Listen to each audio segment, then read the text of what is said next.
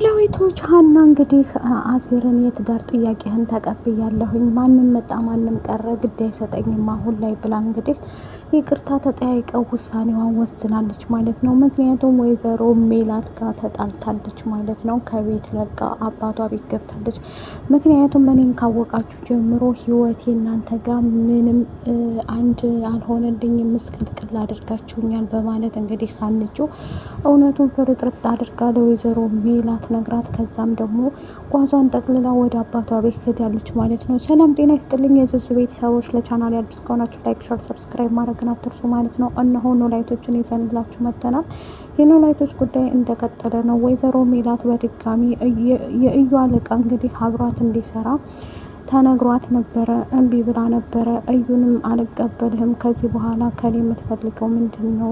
የምትፈልገውን ነገር ከህይወቴ ውጣልኝ ብለው ነበር ማለት ነው። እሱም ደግሞ ወይዘሮ ሜላት ምን ለማለት ፈልገሽ ነው ብሎ አናግሯት ነበር። እምቢ ስትልም እንግዲህ ለአለቃው ሰጥቶ አለቃውም ደግሞ ሲደውልላት እምቢ ብላ ነበር። በስተመጨረሻ ግን ቤቷ ድረስ በመሄድ አሳምኗታል። እሺ ብላለች ማለት ነው። ምክንያቱም እኔን ይህን ያህል የፈለጉ ለምንድን ይሆን?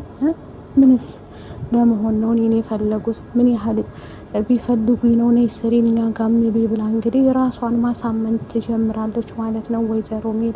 ወይዘሮ ሜላት እንግዲህ ወርቋን የሰረቃት ይሄ አረመኔና አጋንንት የሆነ ድንብላልን እንግዲህ አዋርዷታል፣ አሸንፏታል። እንደዚሁም ደግሞ ታሞ ቢመጣም እሱ ግን አጥፍቶ ስለሆነ የመጣው እሱም በማድረግ እንግዲህ ድንብላልም እንደሱ አይነት ወንድም የለኝም ብላ ኖላዊትም ደግሞ ለሀና ምክር እየሰጣት ነበር ማለት ነው። እባክሽ ልጅ ወደ ቤትሽ ተመለሽ፣ ምንም ቢሆን እኮ እናትሽ ናት እያላት፣ በፍጹም አባዬ እነዛን ሰዎች ባላቃቸው ደስ ይለኝ ነበረ ብላ እንግዲህ እውነቱን ተናግራለች ማለት ነው። እውነት ለመናገር እኔ ማሳዝናኛለች ሀንቾ ማለት ነው። በሀንቾ መካከል እና በኖላዊት መካከል እየተፈጠረ ያለው ነገር በጣም የሚያሳዝን ታሪክ ነው ያላቸው ማለት ነው። ቢሆንም ግን ይሄንን እንትን ለማለት ደግሞ ከባድ ብዙ ነገር ፈተና አሳልፈዋል። ይሄም ቢሆንም ግን እውነተኛ ታሪካቸውን ለማወቅ ደግሞ ብንጓጓም አሁን ላይ ለማንም ሰው የማይናገሩት ብዙ ትልቅ ችግር ውስጥ ስለሆኑ ሁሉም ሀናን እንግዲህ አሲርን ቀርበ አዋራት ብሎ ኖላዊት እና ተምቹ እንግዲህ አሪያች አሰማውም እኮ ልጃችሁ እያለ ያሾፍባቸዋል ማለት ነው። አሲርም ደግሞ እሺ በቃ ይሄንን እሱ እኮ ተጣልተዋል፣ ግን ቢጣሉም ሀናን አሁን ላይ ታስፈልጋታለህ በማለት እንግዲህ ኖላዊት ነግሮታል ማለት ነው። አሲርም ደግሞ እሺ በቃ አስተካክላለሁ፣ ምንም ችግር የለም፣ ይሄ ከሆነ እኔ ከሆነ መንስኤዋ እኔ ራሴ አስተካክለዋለሁ በማለት እንግዲህ ወስኖ ተነስቷል ማለት ነው። እውነት ለመናገር እኔ ሀና ታሳዝነኛለች። አንዳንዴ ደግሞ እውነትን ለማወቅ ሁሉንም ነገር እንትን ማለት የለብንም ማለት ነው። የሀናና የአሲር ጉዳይ በተጣሉ ቁጥር እንግዲህ ሁሉም ነገር እንትን ይላል ብዬ አላስብም ማለት ነው። እውነቱን ስነግራችሁ ሀና ማለት ለአሲር ምን ያህል እንደምትፈልገውና ምን ያህል እንደምትወደው እናውቃለን ማለት ነው። ግን እዛ በቤተሰቦቿ መካከል ያለው ነገር ደግሞ ባይፈታም አሲርን ደግሞ ማራቅ የለባትም። አሲርን እንደውም ከጎን ሆና አለሁ ማለት አለባት ማለት ነው። ኖላዊትም ምክሩን ሰጥቷታል። ወይዘሮ ሜላት እንግዲህ ወደ ቤቷ ከገባይ በኋላ ምላሴና ሰላም ሀኒ የትዲያ ነው ድንብላልንም እንኳን ተፈታሽ እያሉ እንዴት ተፈታሽ እያሏት የድንብላል ወንድም እንድታሰር እንግዲህ ሀና መንገድ ላይ ሜላት እያጣደፈች ልጁን ይዛው ስትመጣ እማዬ ወዴት እየሽ ነው? ምንድን ነው? የሰረቀኝ ወርቁን እኮ እሱ እንጂ ድንብላል አይደለችም፣ ስለዚህ ለህግ መቅረብ አለበት ብላ እየሄደች እያለ ሀናም ደግሞ በፍጹም አይሆንም እማዬ፣ ሰዎቹን ምንድን ነው አድርጉ የምታያቸው? በቃ የኔና ያንቺ ነገር እዚህ ጋር ያበቃልናል ብላ ትላታለች። የራስሽ ጉዳይ ብላ ሀናን ትታት ትሄድና ልጁን ለህግ ትሰጣለች።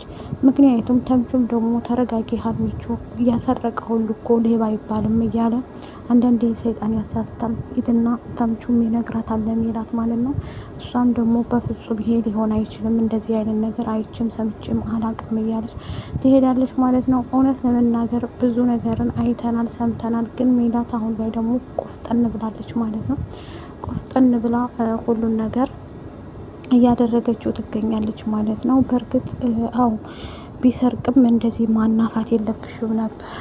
ግን አንቺ ካልሽው እሺ እኛም እንጠብቃለን ማለት ነው። ወይዘሮ ሜላት አሁን ላይ ሁሉንም ነገር ትቼዋለሁ፣ ሁሉንም ነገር እረስቸዋለሁ፣ ማንም መጣ ሄደ ግድ አይሰጠኝም ብላ ሀናም ብትላት ብታደርጋት ቤቷ ድረስ ሄዳ ተቆጥተሽ ነው አይደል ባደረግኩት ነገር ብላ እንግዲህ ሜላትን ብትቆጣትም በፍጹም እማዬ ወደዛ ቤት መመለስ አልችልም ከዚህ በኋላ እናንተም ህይወታችሁን እኔም ህይወቴ መኖር እንችላለን። ስለዚህ እየመጣችሁ አትረብሹኝ፣ እኔ አሁን ያለው ጥሩ ላይ ነኝ ብላ እንግዲህ ትናገራለች ማለት ነው።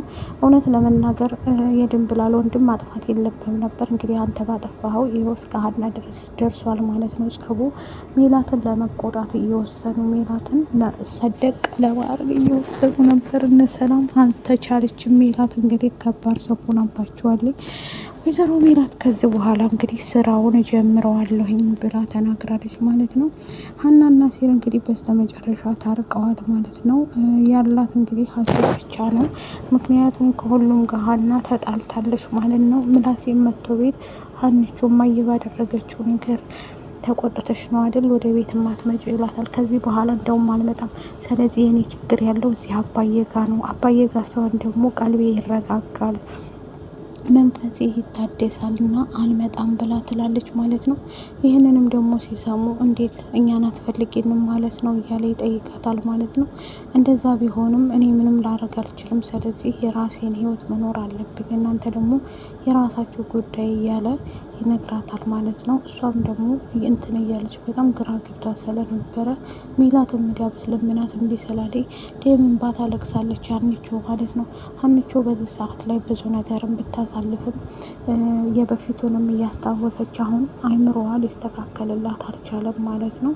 ድንብላል እንግዲህ ወንድም የለኝም እንደሱ አይነት የምለው ወንድሜ አይደለም የራሱ ጉዳይ ብላ አሲርና ተምቹም ደግሞ አናግረዋት ነበር። በፍጹም ደምለውንም ለማናገር ሄዶ ነበረ እስር ቤት እንዴት ተሰረቀ።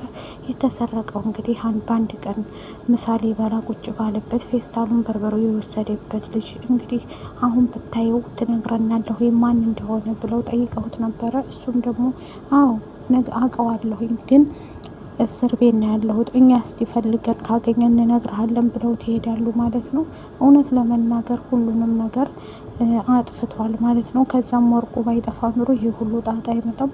እንግዲህ ድንብላለንም ቀጥሮ እያወራት ከዛ ቤት አሁንም አትወጪም ወይ? የኛ ቤት እኮ ሰፊ ነው አይበቃሽም ወይ? እያለ እንግዲህ ተምቹ እያናገራት ነበር። ድንብላልም ደግሞ በፍጹም ሊሆን አይችልም፣ የራስ ጉዳይ፣ እኔ የራሴን ህይወት እየኖርኩ ነው ብላ እንግዲህ መናገሯን ትጀምራለች ማለት ነው። በዚህ ሰዓት ላይ እንግዲህ ወይዘሮ ሜላትም ሆነች እንትና ግራ ገብቷቸዋል ማለት ነው። በቅርቡ ሁሉንም ነገር ለማስተካከል ቆም ብለው አስበዋል ማለት ነው። ይሄ ማለት ደግሞ ወይዘሮ ሜላት እንትናለች ማለት ነው። በእርግጥ አዎ ብዙ ነገርን እያሳለፉ ብዙ ነገርን እንትን እያለች ነው፣ እያጠፋች ነው። ሜላትም ግን ያው ለሰረቀ ሰው ግዴታ ነው። ከወደዳችሁት ላይክ፣ ሸር፣ ሰብስክራይብ አድርጉ። ባይ ባይ።